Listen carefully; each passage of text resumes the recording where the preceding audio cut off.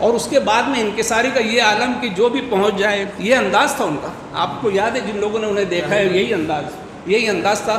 شاہد کے گھر پر گیا اور پہلی مرتبہ زندگی میں پہلی مرتبہ میں نے انہیں دیکھا، اور انہوں نے جس گرمجوشی سے مجھے گلے لگایا، اس کی گرمی آج بھی محسوس کرتا ہوں. پچھلے 30 سالوں میں اس کے بعد سے کبھی انہوں نے ہمیں محسوس نہیں ہونے دیا کہ ہمارا رشتہ کیا ہے. ہمیشہ ہم لوگ ایک دوست کی طرح ملتے تھے. یقین جانیے کہ میں بھی بھول جاتا تھا کہ وہ میرے خسر ہیں اور میں ان کا داماد ہوں، اور وہ بھی بھول جاتے تھے، اور ہم لوگ جو ہے ایسے گفتگو کرتے تھے اور اتنی ساری باتیں کرتے تھے کہ یعنی کہ جیسے اگر 2-4-8 دن ان سے ملاقات نہیں ہوتی تھی تو عجیب سا خالی پن لگتا تھا. پھر رات میں جاتا تھا 12 بجے 1 بجے کبھی بھی جاتے تھے ہم لوگ، اور اتنی ساری باتیں ان سے سیکھنے کو دی کہ بتا نہیں سکتا میں. کہ ایک چیز ان کی خاص تھی کہ اگر آپ ان کے مکان میں چلے جاؤ، اگر سر لیٹے ہوئے ہیں تو اٹھ بیٹھیں گے، اور اگر بیٹھے ہیں تو کھڑے ہو جاتے تھے، کھڑے ہیں تو چلنے لگتے تھے، اور جب معذور ہو گئے تو اٹھ نہیں سکتے تھے، لیکن ان کا سراپا ایسا لگتا تھا کہ اٹھنا چاہتے ہیں آپ کے استقبال کے لیے. اور یہ ان کا وتیرہ جو ہے صرف میرے ساتھ نہیں تھا، جتنے بھی لوگ جو بھی ان سے ملاقات کے لیے آتا تھا اسی انداز سے پرتپاکی سے وہ استقبال کرتے تھے لوگوں کا. میں ایک ڈاکٹر کی حیثیت سے میں یقین سے کہہ سکتا ہوں کہ میں نے اتنا صابر پیشنٹ نہیں دیکھا. امیجن کریے کہ پچھلے 1 سال سے ہم لوگ لاک ڈاؤن میں گزارے ہیں. جب ہم لوگ مالیگاؤں والے تو لاک ڈاؤن جانتے بھی نہیں کیا ہوتا ہے، لیکن گھروں سے نہیں نکل پانا ہے نا، گھروں سے نہیں نکل پانا، باہر کہیں کھلی فضا میں نہیں گھوم پانا. امان اللہ خان سر تقریباً 10-12 سال تک وہ صاحب فراش رہے، گھر پر تھے، لیکن کبھی شکایت کا ایک لفظ بھی ان کے منہ سے میں نے نہیں سنا. یعنی کئی مرتبہ بیچ میں ان کو ایسے حالات آئے کہ ایک مرتبہ بے ہوشی کی حالت میں ہم کو سنکلپ ہاسپٹل میں ایڈمٹ کرنا پڑا. بے ہوش تھے وہ، اور ہم لوگ انتظار میں تھے ان کے ہوش میں آنے کے لیے. تو جب وہ ہوش میں آئے مجھ پر نظر پڑی تو کہنے لگے کہ کون سا شعر کہا تھا، ملک الموت بضد ہے کہ جان لے کے ٹلوں، ملک الموت بضد ہے کہ جان لے کے ٹلوں، سر بس سجدہ ہے مسیحا کہ میری بات رہے. اس طریقے سے وہ جو ہے ہم لوگوں کو تسلی دیتے تھے. اور کبھی کبھی یعنی کہ میں پوچھتا تھا سر کیسے ہیں آپ؟ تو کہتے تھے علاج دل درد دل تم سے مسیحا ہو نہیں سکتا، تم اچھا کر نہیں سکتے، میں اچھا ہو نہیں سکتا.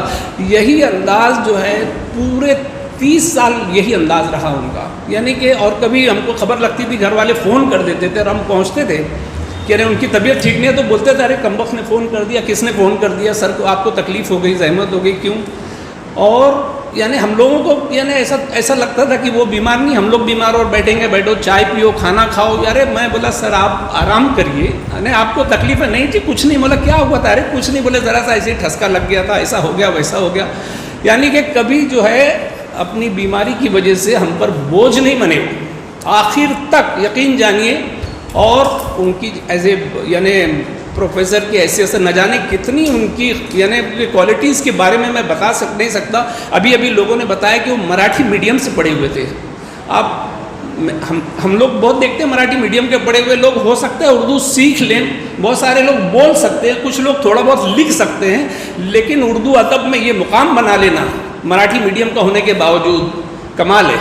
اور ایک ایسی بات جو شاید بہت کم لوگوں کو پتہ ہے کہ لوگ سمجھتے ہیں کہ کمیونسٹ پارٹی سے تعلق تھا ہے نا، اور کمیونزم سے متاثر تھے، تو ہو سکتا ہے مذہب بیزار ہوں.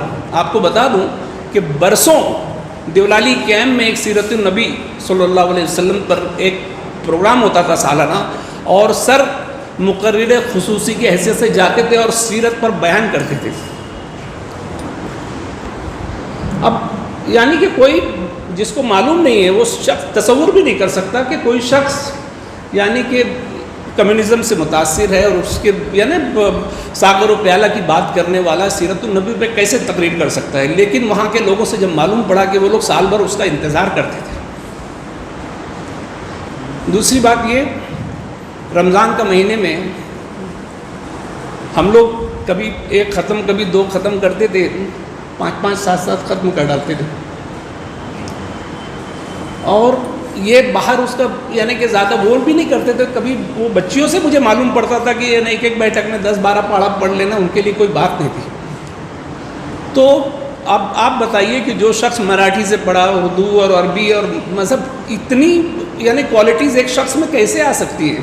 میں بمبئی سے نیا آیا تھا اور اپنے ملٹی لنگول ہونے پر مجھے تھوڑا سا زام بھی تھا کہ میں انگریزی بول لیتا ہوں، اردو بھی بول لیتا ہوں، ہندی بھی، مراٹھی گجراتی تھوڑی بہت آتی تھی ٹوٹی پھوٹی. سر کو ملنے کے بعد میں مجھے لگا کہ اب آیا ہوں پہاڑ کے نیچے. کیونکہ جب وہ مراٹھی بولتے تھے تو اہل زبان کی طرح مراٹھی بولتے تھے. نہ صرف مراٹھی زبان بلکہ ہندو مذہب کی جتنی معلومات انہیں بھی شاید ہی کسی ہندو کو رہی ہوگی مالیگاؤں میں، میرا دعویٰ ہے. یدھشٹر کون تھا اور یعنی بھیم کون تھا اور دریودھن کون تھا، اور ایسے دروناچاریہ کی ہسٹری، اتنی ہسٹری جو ہے کبھی بولنے پر آتی. اور سنسکرت کے شلوک تو ایسے سناتے تھے کہ کوئی پنڈت بھی نہیں سنا سکتا. ہماری جب محفل جمتی تھی تو کبھی کبھی موڈ میں آتے تھے، مجھے بھی تھوڑی بہت یعنی کہ مراٹھی اور یعنی ہندو مذہب کے بارے میں تھوڑی بہت معلومات تھی ڈراموں کی وجہ سے. کبھی چھیڑ دیتا تھا تو شلوکس بولنا چالو کر دیتے تھے، سنسکرت کا شلوک بولتے تھے، بڑے بڑے شلوک سناتے تھے اور ایسا لگتا ہے کل کی بات ہو. ان کی یادداشت کا کمال کی تھی. اور مذہب کے تعلق سے اگر کبھی تو وہ تاریخ کے اوپر آ جائیں تو تاریخ جو ہے کہاں سے ورلڈ وار سے چالو کر دیں گے یعنی، اور پھر کبھی اسلامیات شروع کر دیں گے تو اس کے اوپر گھنٹوں بول سکتے تھے وہ. یعنی میں تو حیرت میں رہتا تھا کہ ایک شخص جو ہے اتنی ساری کوالٹیز کیسے رکھ سکتا ہے. اور اس کے بعد میں انکساری کا یہ عالم کہ جو بھی پہنچ جائے، یہ انداز تھا ان کا. آپ کو یاد ہے جن لوگوں نے انہیں دیکھا ہے، یہی انداز تھا. شاہد لطیف اپنے انقلاب کے جو تھے مجھے فون کر کے بولنے لگے کہ مالیگاؤں کو انہوں نے تہذیب سکھائی ہے، نشست و برخاست سکھائی ہے. یہ شاہد لطیف کا جملہ ہے کہ انہوں نے مالیگاؤں شہر کو بولے، ہم لوگوں کو بولے انہوں نے تہذیب سکھائی ہے. امان اللہ خان سر، امان اللہ خان سر کے بارے میں کتنی باتیں کہوں. ابھی انتقال سے 3 روز قبل وہ کہنے لگے کہ دونوں جہان تیری محبت میں ہار کے، وہ جا رہا ہے کوئی شب غم گزار کے. ویراں میں کدا خم و ساگر اداس ہیں، ویراں میں کدا خم و ساگر اداس ہیں. تم کیا گئے کہ روٹ گئے دن بہار کے. ایک فرصت گناہ ملی وہ بھی 4 دن، ایک فرصت گناہ ملی وہ بھی 4 دن. دیکھے ہم نے حوصلے پروردگار کے. یہ شعر بولا تو مجھے سمجھ جانا چاہیے تھا، کیونکہ شعر نے کبھی بے محل اشعار نہیں کہے، ہمیشہ برمحل کہا. مجھے انداز نہیں ہو سکا. اور اس کے 3 روز کے بعد میں اس کے بعد ان کا بولنا بند ہو گیا. میں گھر گیا تو یہ لوگ بولے کہ یار گھنٹوں سے کچھ بات نہیں کیے ہیں. ان کے کان میں بولتے تھے ڈاکٹر صاحب آئے ہیں، سعید آئے ہیں، ڈاکٹر صاحب آئے ہیں. آنکھ کھولتے تھے پھر بند کر لیتے تھے. بولے نہیں یہی عالم ہے غنودگی کا. ہم لوگ بیٹھے تھوڑا چائے پانی کے، میں جانے لگا تو یہ رضوان وغیرہ بولے کہ سعید بھائی آتے رہو. تو میں سر کے کان میں گیا، سر کے کان کے پاس اپنا منہ لے جا کے کہنے لگا کہ وہ کہتے ہیں آؤ میری انجمن میں، مگر میں وہاں اب نہیں جانے والا. کہ اکثر بلایا بلا کر بٹھایا، بٹھا کر اٹھایا، اٹھا کر نکالا. اتنا کہنا تھا کہ بے ساختہ ہنس دیے. یعنی کہ امان اللہ سر جو ہے بے ساختہ ہنس دیے، حالانکہ غنودگی کا عالم کا نیم بے ہوشی میں تھے. یہ کان میں نے ان کے بولا اور وہ ہنس دیے، اور پورا فیملی جتنے بھی لوگ کھڑے تھے سب ہنس دیے اس کے اندر کہ پہلی مرتبہ کئی روز کے بعد وہ مسکرائیں.